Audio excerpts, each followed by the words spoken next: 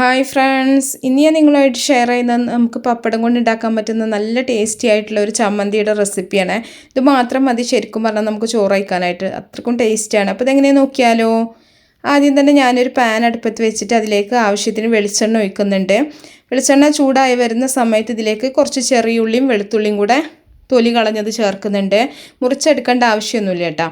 ഞാനിതിൻ്റെ അളവൊന്നും പറയണില്ല, നിങ്ങൾക്ക് കൂടുതൽ വേണമെന്നുണ്ടെങ്കിൽ കൂടുതലായിട്ട് ഉണ്ടാക്കാം.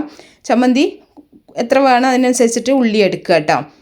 അപ്പോൾ അതൊന്ന് ചെറുതായിട്ടൊന്ന് വഴന്ന് വരുന്ന സമയത്ത് ഇതിലേക്ക് ഒരു 4 വറ്റൽമുളക് ചേർക്കുന്നുണ്ട്. വറ്റൽമുളകും അതുപോലെ തന്നെ നിങ്ങളുടെ എരിവിനും ടേസ്റ്റിനും അനുസരിച്ചിട്ട് നിങ്ങൾക്ക് കൂട്ടിയെടുക്കാം. ഇനി കുറച്ച് തേങ്ങ ചിരകിയതും കൂടെ ഇട്ടിട്ട് നന്നായിട്ടൊന്ന് വറുത്തെടുക്കുന്നുണ്ട്.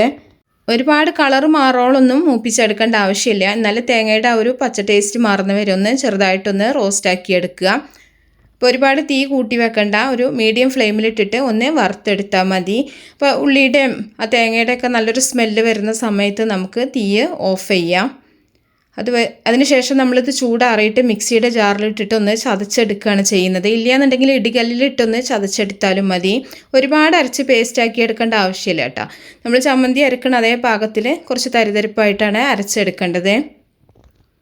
ഇനി നമ്മൾ ആ പാനൊന്ന് കഴുകിയതിന് ശേഷം വീണ്ടും കുറച്ച് വെളിച്ചെണ്ണ ഒഴിച്ചിട്ട് കടുകൊന്ന് പൊട്ടിക്കുന്നുണ്ട്. കടുക് പൊട്ടിയതിന് ശേഷം കുറച്ച് കറിവേപ്പിലയും കൂടെ ചേർത്ത് കൊടുക്കുക. ഇതിലേക്ക് വേണമെന്നുണ്ടെങ്കിൽ നിങ്ങൾക്ക് വറ്റൽമുളക് കഷ്ണങ്ങളാക്കിയത് ചേർത്തിട്ട് മൂപ്പിച്ചെടുക്കുക. ഞാനിവിടെ ചേർക്കണില്ല. ഇനി നമ്മൾ തേങ്ങയുടെ ആ ഒരു മിക്സ് ചതച്ചെടുത്തത് ഇതിലേക്ക് ചേർത്ത് കൊടുക്കുന്നുണ്ട്. അപ്പോൾ ഒരുപാട് അരച്ചെടുത്തിട്ടില്ല കേട്ടോ. ചമ്മന്തിയുടെ ആ ഒരു പാകത്തിനാണ് ഞാൻ അരച്ചെടുത്തിട്ടുള്ളത്. കുറച്ച് വെള്ളം ചേർത്തിട്ടാണ് ഞാൻ അരച്ചെടുത്തിട്ടുള്ളത്.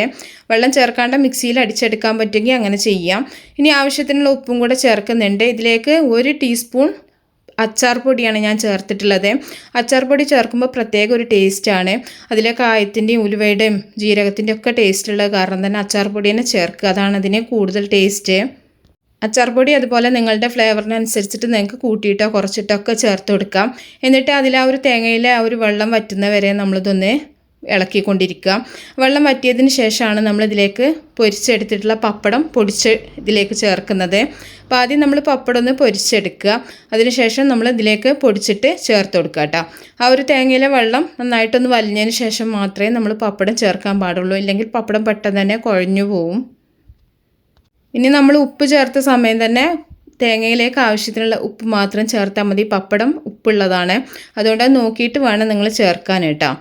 അപ്പോൾ ഉപ്പ് എരിവ് ഇതൊക്കെ നിങ്ങളുടെ പാകത്തിനനുസരിച്ചിട്ട് ചേർക്കുക, അതാണ് ഞാൻ ഇതിൽ പ്രത്യേകിച്ച് അളവൊന്നും പറയാത്തത്. അപ്പോൾ ഞാനിതിലേക്ക് ഈ ഒരു അളവിലേക്ക് ഞാനൊരു 5 പപ്പടം പൊടിച്ചിട്ട് ചേർക്കുന്നുണ്ട്. അപ്പോൾ നിങ്ങൾക്ക് കൂടുതൽ വേണമെന്നുണ്ടെങ്കിൽ ഉള്ളിയുടെ അളവും തേങ്ങയുടെ അളവൊക്കെ കൂട്ടിയിട്ട് എടുക്കുക. പപ്പടം കൈ കൊണ്ടൊന്ന് പൊടിച്ചിട്ട് ഇട്ടെടുത്താൽ മതി. നമ്മൾ ഇളക്കി മിക്സ് ചെയ്യുമ്പോൾ തന്നെ പപ്പടം പൊടിഞ്ഞോളും ശരിക്ക്.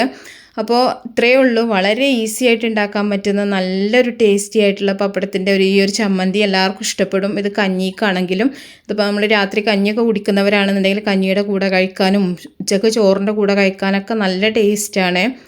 അപ്പോൾ എരിവൊക്കെ നിങ്ങൾക്കനുസരിച്ചിട്ട് നിങ്ങൾ ചേർത്താൽ മതി. അപ്പോൾ ട്രൈ ചെയ്തിട്ട് എല്ലാവരും ഫീഡ്ബാക്ക് ഒന്ന് അറിയിക്കുക. ഇഷ്ടപ്പെട്ടാൽ ലൈക്ക് ചെയ്യുക, ഷെയർ ചെയ്യുക, മാക്സിമം സപ്പോർട്ട് ചെയ്യുക. അപ്പോൾ നല്ല റെസിപ്പികളൊക്കെ ആയിട്ട് നമുക്ക് അടുത്തൊരു വീഡിയോയിൽ കാണാം. ഓക്കേ.